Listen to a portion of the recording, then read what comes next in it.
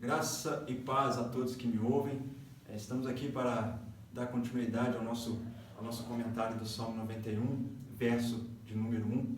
No último vídeo nós falamos que iremos destacar duas palavras do verso 1 do Salmo 91, que são as palavras Altíssimo e Onipotente. Lembrando que Altíssimo e Onipotente são dois nomes de Deus dado aqui nesse verso 1. Por que dois nomes de Deus? Porque no Antigo Testamento, se você for estudar, existem aproximadamente, ou até mais, 77 expressões na língua hebraica que falam das características de Deus. Até porque o nome de Deus, ele é impronunciável. Então, os judeus, as pessoas que tinham experiências com Deus, por temerem citar o verdadeiro nome de Deus, até porque é impronunciável, eles nomeavam Deus conforme a característica de Deus que eles recebiam sobre si, conforme o agir de Deus que eles recebiam sobre si. Da maneira que Deus trabalhava sobre eles, eles davam um nome a Deus sobre aquela ação. Então, por isso nós temos vários nomes de Deus que expressam o seu propósito, que expressam a sua ação. Então, um nome traz a ação daquele indivíduo. Quando a Bíblia destaca aqui dois nomes, Altíssimo e Onipotente, está falando de duas características de Deus nas nossas vidas. Então o texto vai dizer que aquele que habita no esconderijo do Altíssimo, um nome, e esse nome traz um propósito, traz uma ação, ele é a sombra do Onipotente, o mesmo Deus, porém com uma outra característica, com outro poder sendo manifesto, a pessoa descansará. Como diz aqui no versículo de número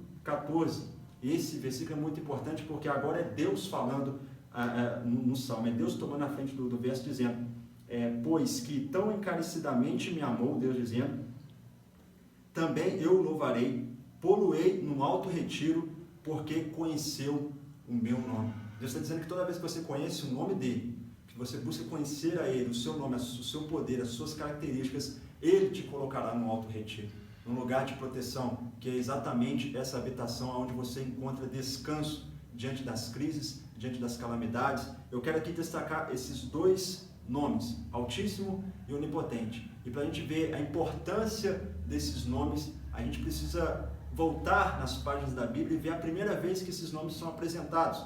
E eu vou pegar pela palavra Altíssimo. A primeira vez que a palavra Altíssimo ela é apresentada. Isso se encontra em Gênesis capítulo 14, a partir do versículo de número 18. Aqui em Gênesis 14, 18, é a primeira vez que o Altíssimo vai se apresentar. O Altíssimo seria o El Elyon, aquele que habita nas alturas, o Todo-Poderoso, o Altíssimo.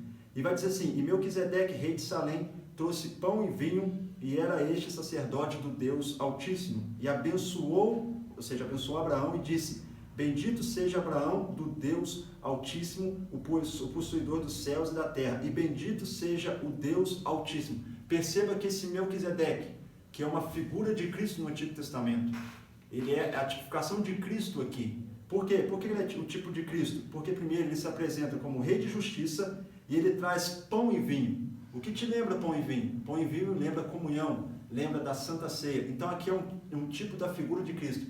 Entenda que no Salmo 91 Cristo está sendo apresentado, o Altíssimo, e o Altíssimo se apresenta em Melquisedeque, ou seja, no pão e vinho, na ceia, depois fala de Abraão dando dízimo a ele. Então toda a mensagem e toda a mensagem do Salmo 91 vai se converger em Cristo, e ele apresenta o El Elyon, o Altíssimo. E perceba que Melquisedeque, ele abençoa a Deus. Olha que interessante.